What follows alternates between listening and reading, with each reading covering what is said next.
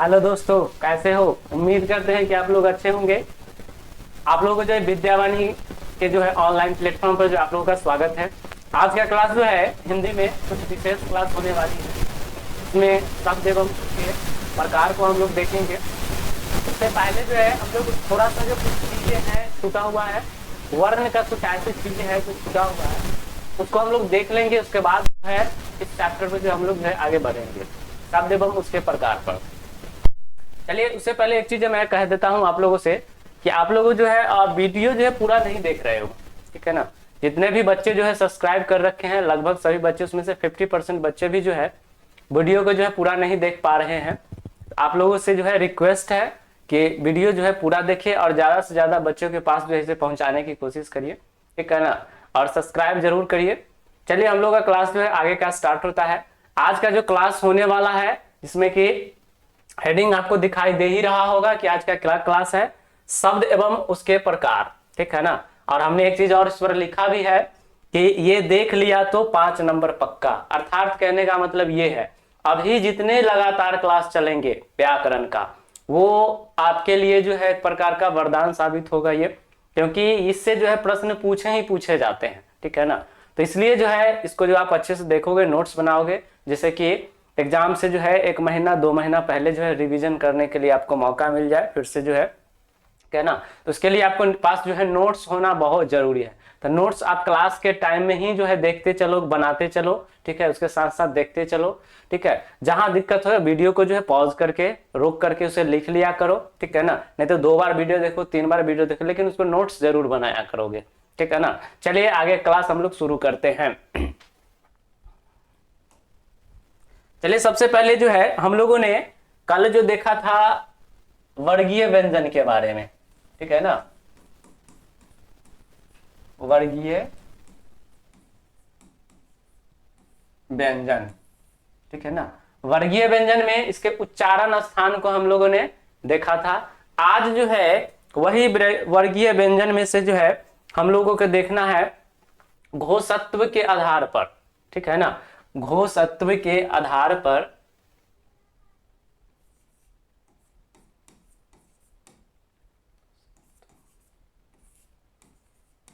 के आधार पर, ठीक है ना। अभी व्यंजन हम घोषत्व के आधार पर व्यंजन को देखने वाले हैं।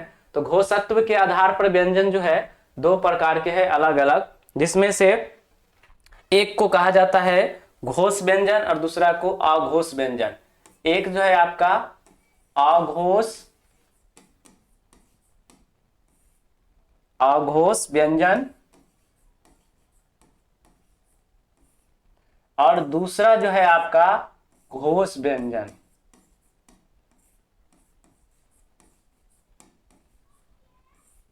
है ना।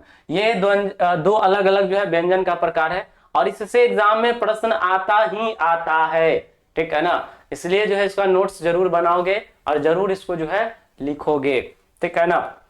सबसे पहले यहां पर हम बात करते हैं कि अघोष व्यंजन जो है कौन कौन सा होगा, क्या है, इसमें याद रखना है हमको क्या। तो सबसे पहले हम बात करते हैं अघोष व्यंजन।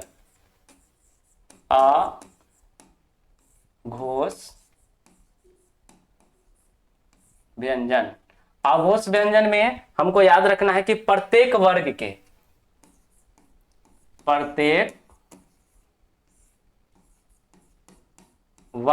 प्रत्येक वर्ग कहने का मतलब वर्गीय व्यंजन की मैं बात कर रहा हूं।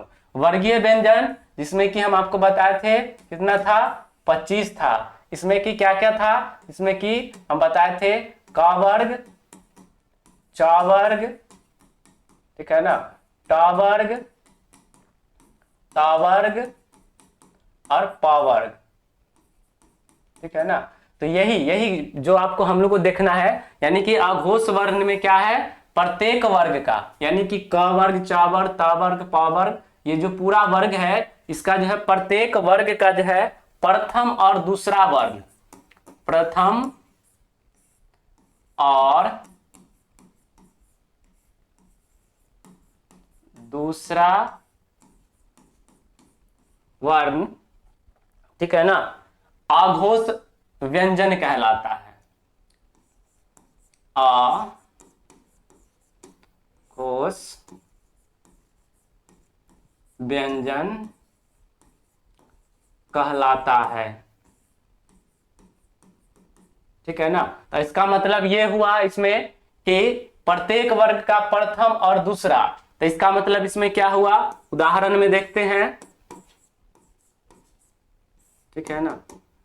उदाहरण में क्या होगा, क होगा, ख होगा, यानी कि इसमें क्या हो रहा है, प्रथम और दूसरा, फिर उसके बाद होगा च होगा, छ होगा, फिर इसमें ट वर्ग में ट होगा, थ होगा, ट वर्ग में ट होगा, थ होगा, फिर उसके बाद देखोगे प वर्ग में प होगा और फ होगा।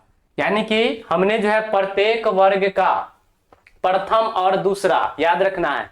अघोष वर्ण जो है, यानी कि अघोष वर्ण यानी अघोष व्यंजन जिसको हम लोग कहते हैं, तो याद रखना प्रत्येक वर्ग का प्रथम और दूसरा वर्ण को ही जो है अघोष वर्ण कहा जाता है। ठीक है ना। तो ये याद रखना हमेशा, अघोष प्रथम और दूसरा वर्ण, अघोष प्रथम और दूसरा, ये याद रखना है। उसके बाद जो है आगे हम बात करते हैं, घोष वर्ण की बात करेंगे। ठीक है ना, जिसमें नंबर 2, ठीक है ना, घोष व्यंजन। ठीक है ना। घोष व्यंजन की अगर मैं बात करूं यहां पर, तो याद रखोगे, ठीक है, प्रत्येक वर्ग का तीसरा, चौथा और पांचवा, प्रत्येक वर्ग का, ठीक है ना, प्रत्येक वर्ग का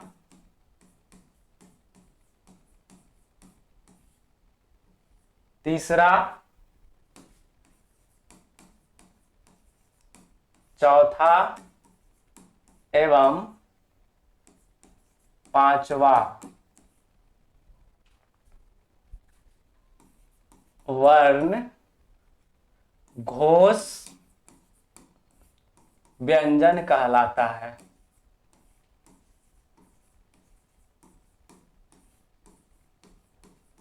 ठीक है ना। इसको याद रखोगे।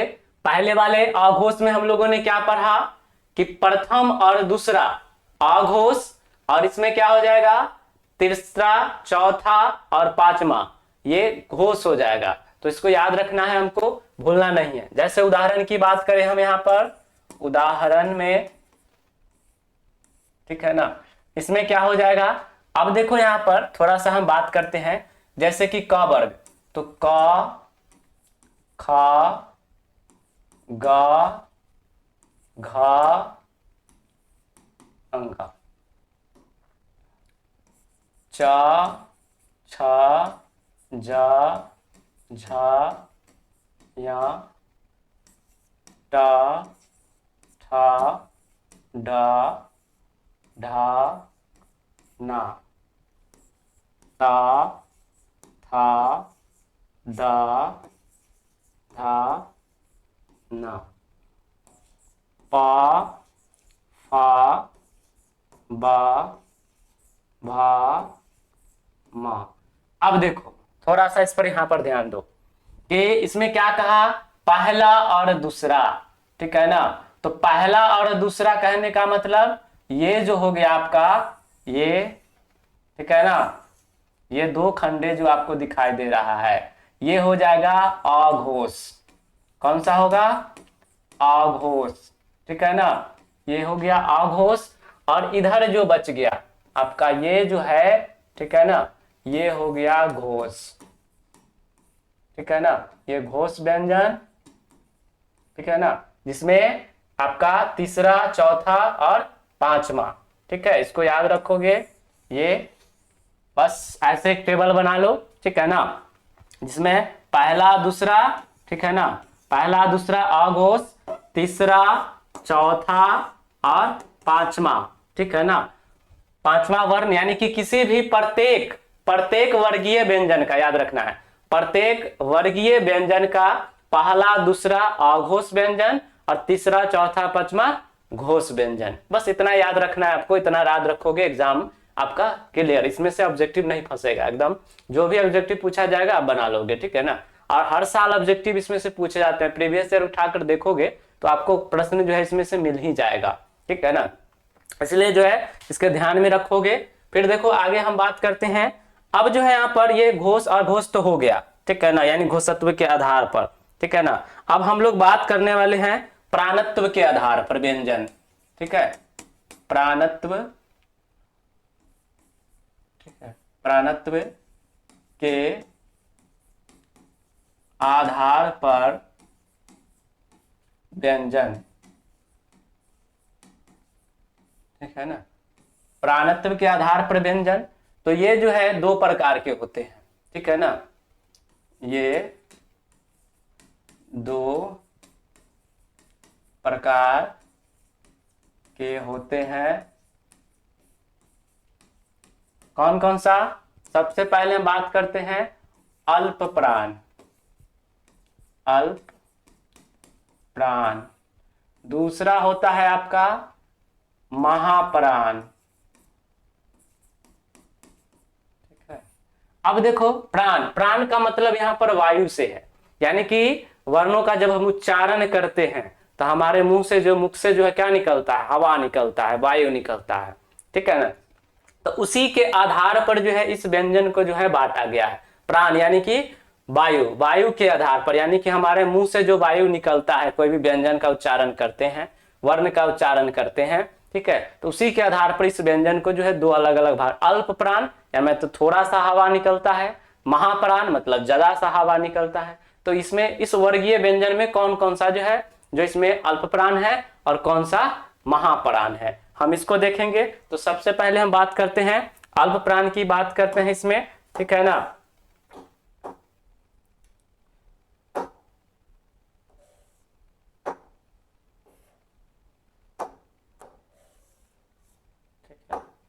अब देखो यहां पर सबसे पहले हम बात करते हैं अल्प प्राण की, ठीक है ना।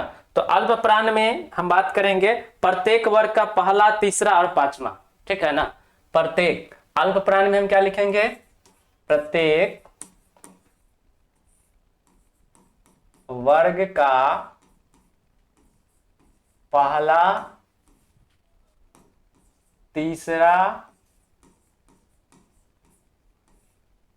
ठीक है, पहला, तीसरा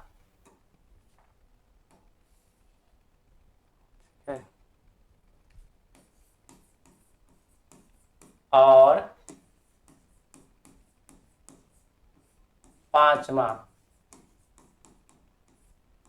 ठीक है ना, पांचवा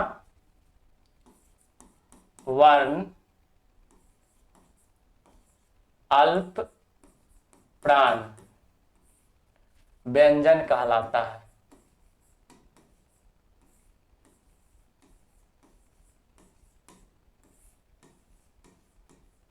ठीक है। अब यानी कि हमने प्रत्येक वर्ग की बात किया यहां पर, ठीक है ना। अब देखो महाप्राण में क्या है, ठीक है ना, महाप्राण में भी लिख लो। तो इसमें क्या बच रहा है, जब हमने पहला, तीसरा और पांचवा जब लिख ही दिया तो दूसरा और चौथा बच रहा है। इसका मतलब यह हो गया कि प्रत्येक, ठीक है, वर्ग का दूसरा और चौथा वर्ण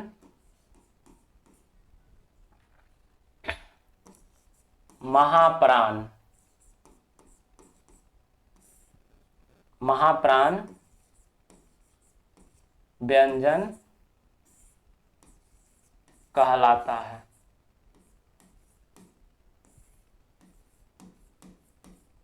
ठीक है। अब देखो इसमें हम इसका उदाहरण जो है देखते हैं आगे, ठीक है ना। उदाहरण की बात करें तो सबसे पहले हम बात करें, अब देखो यहां पर जैसे कि हम क वर्ग की बात करें, क वर्ग, च वर्ग, ट वर्ग,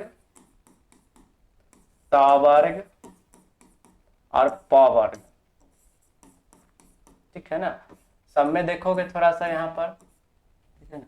इसमें आपकी बात करते हैं क, खा गा घा अंगा चा छा जा झा या टा ठा डा ढा ना ता था दा धा ना पा फा बा भा और मा। अब देखो इसमें हमने क्या पढ़ा था अभी, अल्प प्राण और महाप्राण। तो इसमें अल्प प्राण में हमने क्या बताया आपको कि तीसरा, पहला, तीसरा और पांचवा, यानी कि विषम संख्या वाला पहला, तीसरा और पांचवा अल्प प्राण और दूसरा चौथा महाप्राण। तो यहां पर देखोगे थोड़ा सा, ठीक है ना, यानी कि ये बात करते हैं हम पहला, ठीक है, तीसरा और पांचवा, ठीक है ना। ये जो है क्या कहलाएगा यहां पर, ध्यान दो, ठीक है ना, ये कहलाएगा आपका अल्प प्राण। क्या कहलाएगा, अल्प प्राण, ठीक है ना, अल्प प्राण कहलाएगा, ठीक है ना। ये क्या कहलाएगा, अल्प प्राण कहलाएगा। अगर वही हम बात करते हैं, अब यहां पर बच गया, ये हो गया आपका पहला, तीसरा, पांचवा, अब हो गया यहां पर दूसरा, ठीक है, और ये हो गया चौथा, ठीक है ना। तो ये दूसरा, ठीक है, और ये चौथा, ये कौन सा कहलाएगा यहां पर, ये कहलाएगा आपका महाप्राण, ठीक है। ये याद रखोगे। ये इतना चीजें जो है कल जो है टाइम की वजह से जो हमने इसको छोड़ दिया था, ठीक है ना, लेकिन इसको आपको याद रखना है। ये चीजें एग्जाम में जो है पूछा जाता है, तो इसलिए जो है इसको आपको याद रखना है, इसको भूलना नहीं है, ठीक है ना। आज जो हम लोग फिर आगे का अगला टॉपिक जो हम अभी पढ़ने वाले हैं, ठीक है, वो है आपका शब्द, ठीक है ना। तो शब्द में अभी हम लोग आगे देखेंगे, ठीक है। अब सबसे पहले हम बात करते हैं शब्द क्या होता है, ठीक है ना। आज का जो टॉपिक है ये है शब्द, ठीक है ना, कि शब्द कहते किसको है, ठीक है ना, शब्द क्या होता है, शब्द किसे कहा जाता है, ठीक है ना। थोड़ा सा जो है ऐसे तो आप लोगों ने पढ़ा ही होगा कि शब्द हम किसे कहते हैं, ठीक है ना। तो आप लोगों को पता होगा कि वर्णों के सार्थक मेल को ही हम शब्द कहते हैं। अर्थात कहने का मतलब ये हुआ, वर्ण जब एक साथ जो है, एक, दो या दो से अधिक एक साथ जो है वर्ण को हम मिलाते हैं और उससे कोई जो है एक सार्थक शब्द या निश्चित अर्थ जो है निकलता है, यानी कि कोई अर्थ निकलता है, ठीक है, उसी को हम लोग क्या कहते हैं, शब्द कहते हैं। शब्द को हालांकि कई भागों में बांटा गया है, अलग अलग आधार पर बांटा गया है, ठीक है ना। आप लोगों ने पढ़ा भी होगा, ठीक है, 10th में पढ़ा होगा। उसके बाद देखिए यहाँ पर जो वही चीजें हम इसमें अभी देखने वाले हैं, शब्द क्या होता है, शब्द को किस किस आधार पर जो है इसे बांटा गया है, वो चीज हम अभी अभी देखने ही वाले हैं, ठीक है ना। चलिए हम बात करते हैं यहाँ पर शब्द होता क्या है। तो हमने क्या कहा, ठीक है ना, वर्णों के सार्थक मेल को शब्द कहते हैं, शब्द कहते हैं, ठीक है ना।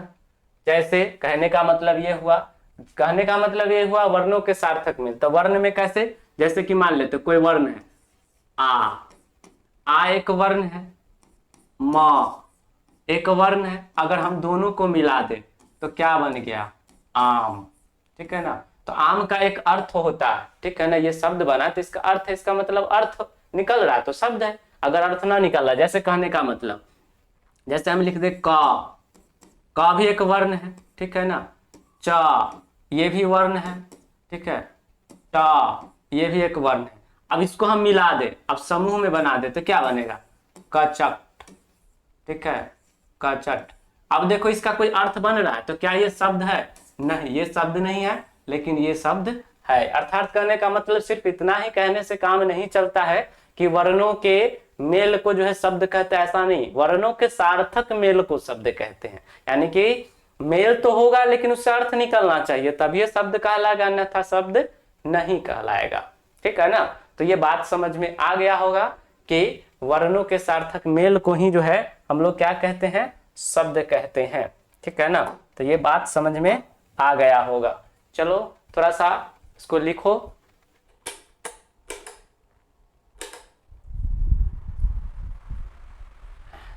अब देखोगे यहाँ पर जो है कई अलग अलग भागों में इसको बांटा गया है। सबसे पहले इसकी बात करते हैं वर्ण के प्रकार, ये वर्ण नहीं सॉरी शब्द के प्रकार। ठीक है ना, शब्द के प्रकार। ठीक है ना। शब्द के प्रकार की अगर मैं बात करूं तो ये कई अलग अलग आधारों पर बांटा गया है। सबसे पहले अर्थ के आधार पर। ठीक है ना, नंबर 1 अर्थ के आधार पर शब्द। ठीक है, तो आपको पता होगा कि अर्थ के आधार पर शब्द को जो है कितने भाग में बांटा गया है, तो 2 भाग में बांटा गया है। अर्थ के आधार पर कितने भागों में, 2 भागों में, जिसमें नंबर 1 की बात करें तो सार्थक शब्द। ठीक है ना, सार्थक शब्द, और दूसरा जो है इसमें निरर्थक शब्द। ठीक है, निरर्थक शब्द। ठीक है ना, यानी कि शब्द जो है अर्थ के आधार पर 2 अलग अलग भागों में बांट दिया गया है। एक जो है इसमें सार्थक शब्द और दूसरा जो है निरर्थक शब्द। ठीक है, तो सार्थक शब्द निरर्थक शब्द के बाद जो है इसमें और भी अलग अलग प्रकारों में बांटा गया है। जैसे हम बात करते हैं यहाँ पर नंबर 2 में, ठीक है, उत्पत्ति के आधार पर। उत्पत्ति के आधार पर शब्द। तो उत्पत्ति के आधार पर शब्द को कितने भाग में बांटा गया है, 4 भागों में। ठीक है ना, कितने भाग में, 4 भागों में, लेकिन कहीं कहीं जो है 5 भी मिल जाता है, तो 5वां कौन सा है मैं वो भी देखूंगा। ठीक है ना, तो इसलिए टेंशन नहीं लेना है। सबसे पहला जो है आपका तत्सम, दूसरा है तद्भव, तीसरा है देशज, और चौथा है विदेशज। ठीक है, और कहीं कहीं पर जो है 5वां भी कहा जाता है। ठीक है, 5वां में संकर शब्द के भी नाम से जाना जाता है, संकर शब्द। ठीक है ना, यानी संकर शब्द,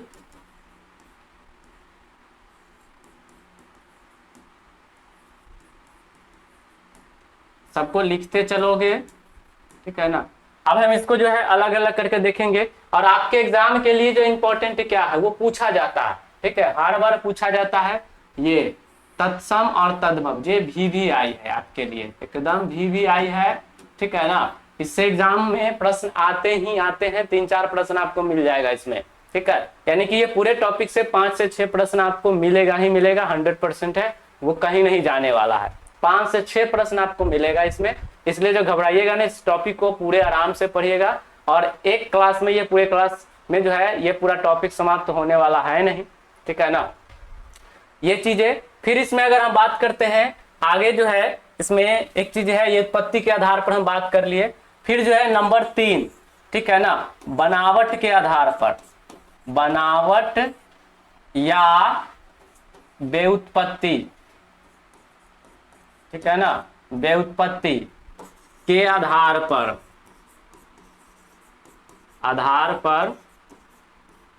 शब्द। ठीक है, तो ये होता है कितने, 3 प्रकार के, यानी बनावट या व्युत्पत्ति के आधार पर मैं बात करूं शब्द का, तो ये होता है 3 प्रकार के। कौन कौन सा होता है, सबसे पहला बात करें तो रूढ़ शब्द। ठीक है, कौन सा होता है, रूढ़ शब्द। दूसरा जो है यौगिक शब्द। ठीक है ना, यौगिक शब्द। और तीसरा जो होता है योग रूढ़ शब्द होता है।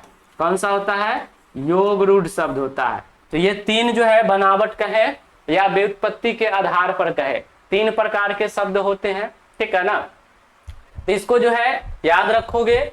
फिर उसके बाद जो है एक और हम लोग को पढ़ना है, ठीक है ना, वो कौन सा है देख ही लेते हैं उसको, जिसमें रूपांतरण के आधार पर, ठीक है ना, रूपांतरण के आधार पर,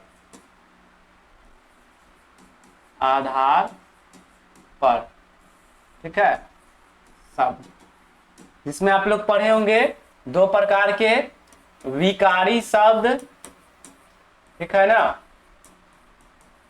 और दूसरा पढ़े होंगे अविकारी शब्द, अविकारी शब्द, ठीक है ना।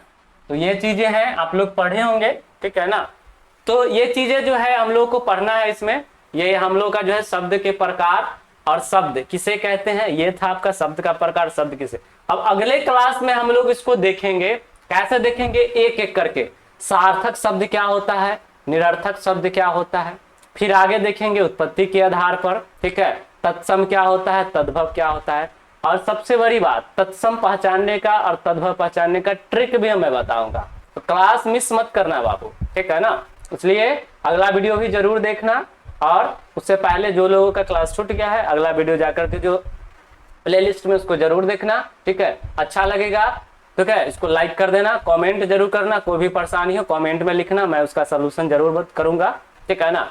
और जो है ज्यादा से ज्यादा अपने दोस्तों के पास इसको शेयर करो, ठीक है। बहुत कम लोग जो है उसको शेयर कर रहे हैं। अब ऐसा सोच रहे हैं बहुत से बच्चे कि दूसरे बच्चों को नहीं बताना है, ठीक है, खुद पढ़ना है, तो ऐसा मत करो भाई, ठीक है, नहीं तो हम लोग परेशानी में आ जाएंगे। दूसरे बच्चों को भी बताओ, ठीक है, इस वीडियो को आगे जितना आगे हो सके उतना फैलाओ उसको। बहुत सारे ऐसे आपके साथी हैं जिनको जो है हो सकता है ऑफलाइन क्लास पढ़ रहे होंगे, समझ में नहीं आता होगा, यहाँ लेकिन जरूर समझ में आएगा, ठीक है, क्योंकि मैं एक एक चीज तोड़ तोड़ के मैं बताता हूँ एकदम बच्चे की तरह, ठीक है।